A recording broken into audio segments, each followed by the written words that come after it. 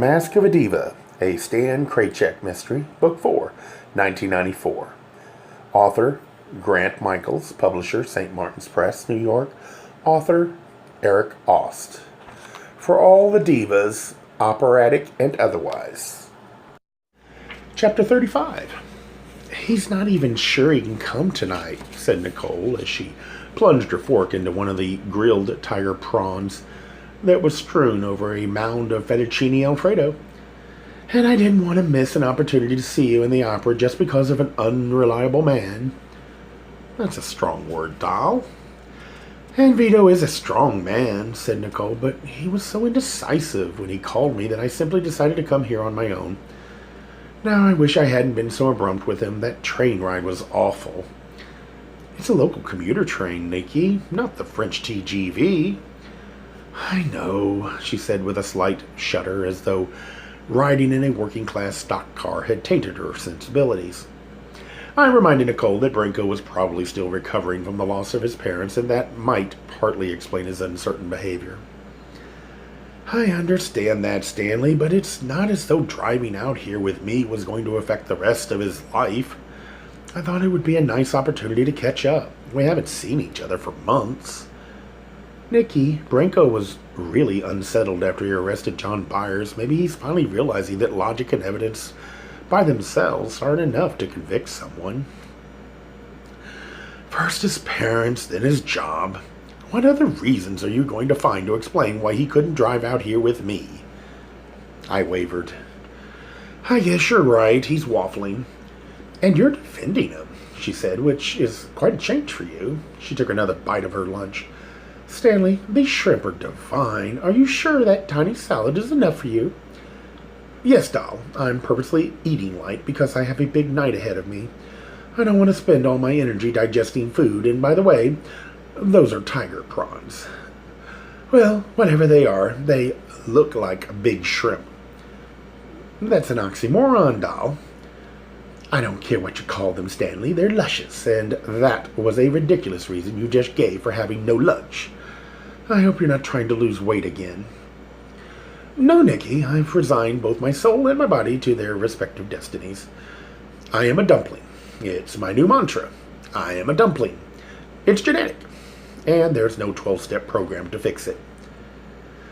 "Nonsense, Stanley. You are healthy, and it shows. That's nothing to be ashamed of."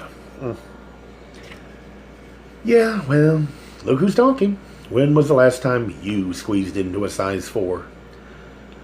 The difference is, darling, I don't care. But gay men do. Look at the icons we're exposed to, those big, beefy, chiseled-bodied boys." "That's just advertising, Stanley. Those people aren't real. You've said so yourself." "I was wrong, doll. They are real, and in my world they are very god of very god. Plump is anathema." "You're being silly again. Darling, it's only a few pounds. It could be much worse, and you know it. You could be sick and have your body show that instead." Nicole's sobering words stopped my mouth, at least for the moment. That's when Lieutenant Branco entered the cafe, scanned the place for us, then made his way to our table. "Look who's here," I said to Nicole. "I can see," she said. Branco made no hello and no apology when he got to the table, just more logic. "I figured there were only a few places I might find you two," he said, "and I was lucky on the first try." "It's nice to know my magnet still works," replied Nicole. "Mind if I join you?" said the cop, as he settled into an empty chair.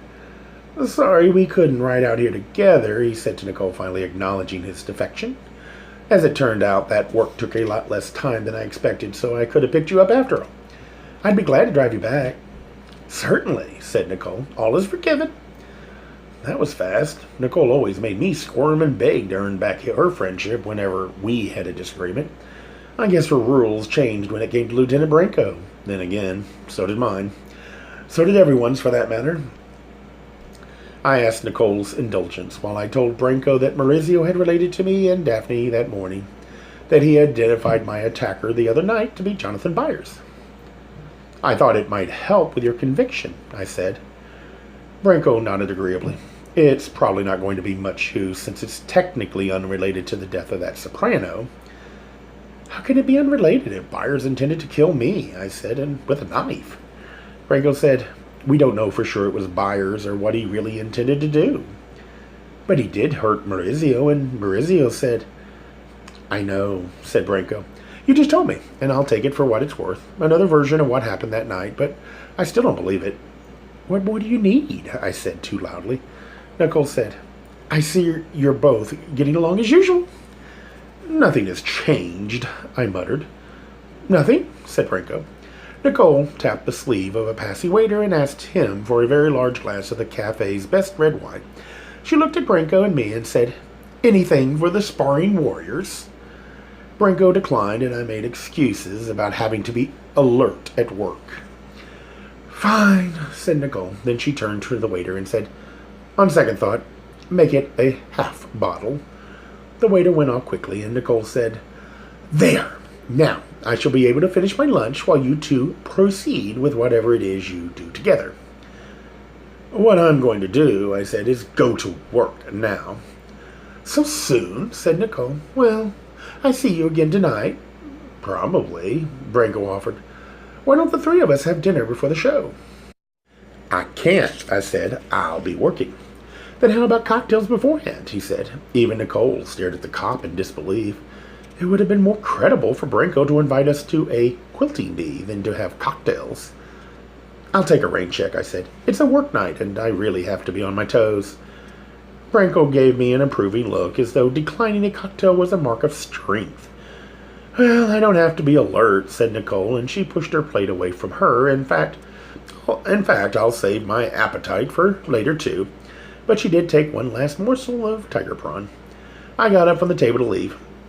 I'll make sure your tickets are at the box office, I said. They'll be under my name. Enjoy the show, Nicole said. I'm sure we will. Branco said, thanks. And I left the two of them to proceed with whatever it was they were to do together. Gay Mysteries audiobooks. I think it is easy to hate a label, but a face humanizes the word. So this effort is twofold. To offer comfort to those like myself that your world didn't end because you don't fit into the view of acceptable society on both sides. And in hopes of helping those with family that are LGBTQ, that it doesn't mean we are aliens from the child they once knew. Reassure them so they can maybe be supportive at the same time, being true to their values.